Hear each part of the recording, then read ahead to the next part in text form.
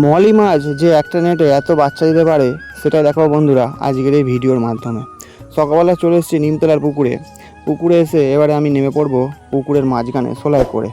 তো আমি সোলায় নেমে পড়ে গামলি নেট আর জলের বোতল নিয়ে চলে এসেছি। এবারে যে নেটটা আমি দেখাবো আপনাদের, শুধু দেখে আপনারা অবাক হয়ে যাবেন।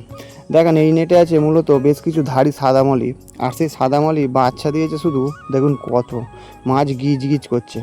তো এই নেটটাই আমি তুলবো, কিন্তু তার আগে একটু অন্য কাজ আছে। তার কারণ এই যে নেটটা দেখতে পাচ্ছ, এই নেটেও আছে কিছু সাদা মলি। এই মাছগুলো ওই যে আগের ধাড়ি মাছগুলো দেখালাম তাদেরই বাচ্চা, এরা বড় হয়ে গেছে।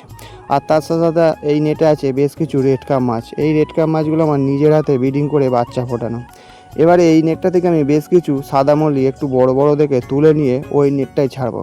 তার কারণ আবার নতুন করে তো ধাড়ি মাছ তৈরি করতে হবে, তবে বাচ্চা আরও বেশি হবে। আর সেই নেট থেকে সব বাচ্চা মাছগুলো তুলে আবার এই নেটে নিয়ে চলে আসবো, যাতে একটা নেটে সব ধাড়ি মাছ থাকে আর একটা নেটে সব বাচ্চা মাছ থাকে। এর ফলে কী হবে, বাচ্চা মাছগুলো তাড়াতাড়ি বড় হবে আর ধাড়ি মাছগুলো বাচ্চা দিলে সেগুলোও জানা যাবে। তো প্রথমে যে নেটটা চাগিয়েছি সেই নেটটা চাগিয়ে এক কোণে জড়ো করে নেওয়ার পরে একবার হাত দিয়ে ছানা মেরে বেশ কিছু মাছ আমি তুলে নিয়েছি। তোমরা দেখতেই পাচ্ছ এখানে বেশ ভালো পরিমাণে সাদা মলি মাছ উঠেছে, আর সাথে সাথে উঠেছে বেশ কিছু রেড কাপ মাছ। তো যেগুলো একটু বড় বড় সাইজ হয়ে গেছে সেই মাছগুলো আমি বেছে গামলির মধ্যে রেখে দিয়েছি, আর যেগুলো একটু ছোট ছোট সেগুলো সব নেটের মধ্যে আমি ছেড়ে দেবো। তো দেখো প্রথমবারে বেশ অনেকগুলো মাছই উঠেছে, আর যে মাছগুলো অবশিষ্ট ছিল সেগুলো আবার নেটের মধ্যে ছেড়ে দিলাম। এর মধ্যেও মোটামুটি সাইজের মাছ আছে, এরাও আশা করছি 15 দিন পরে ধাড়ি হয়ে যাবে।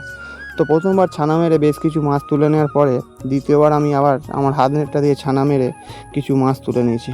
এরকম করে করে আমি সব মাছগুলো বেছে নেবো, তারপরে আমি তোমাদের একসঙ্গে দেখাবো যে এই নেটটা থেকে কতগুলো ধাড়ি মাছ পাওয়া গেল। এর মধ্যে অনেক কালারের মাছ আছে, অল্প কিছু কালো আছে, কিছু চকলেট আছে, সেই মাছগুলো বাদ দিয়ে দেবো, সেই জন্যই আজকের এই নেটটা চাগানো।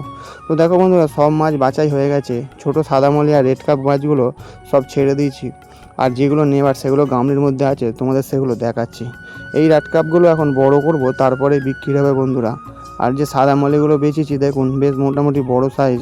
এবারে গামলির জলটা চেঞ্জ করে পরিষ্কার জলে রেখেছি মাছগুলো, তোমরা দেখতেই পাচ্ছ। এর মধ্যে কিছু ছাঁট মলি আছে, কালো মলি আছে, সেগুলো সব বাছাই করে নেবো।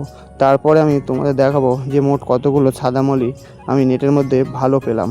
তার কারণ যেহেতু সাদা মলির সাথে অন্য কোনো মলি রাখা যাবে না, কারণ সাদা মলির সাথে অন্য কোনো মলি রাখলে সাদা মলির সাথে অন্য মলির ব্রিডিং হয়ে গিয়ে ছাঁট কাটবে, যার ফলে সাদা মলির জাত কিন্তু নষ্ট হয়ে যাবে। তো বন্ধুরা, এখানে মোটামুটি আমি 150 পিসের মতন ধাড়ি সাদা মলি পেয়েছি। এবার এই মাছগুলো নিয়ে চলে যাব সেই নেটটার কাছে, যে নেটটাতে সাদা মলির বাচ্চা ভর্তি হয়ে আছে। তার কারণ সেই নেটটা চাগিয়ে তার বাচ্চাগুলো তুলে নিয়ে চলে আসবো, আর সেই নেটে এই মাছগুলো ছেড়ে দেবো। তারপরে চলে এসেছি সেই নেটটার কাছে, যে নেটটাতে বাচ্চা সাদা মালি ভর্তি।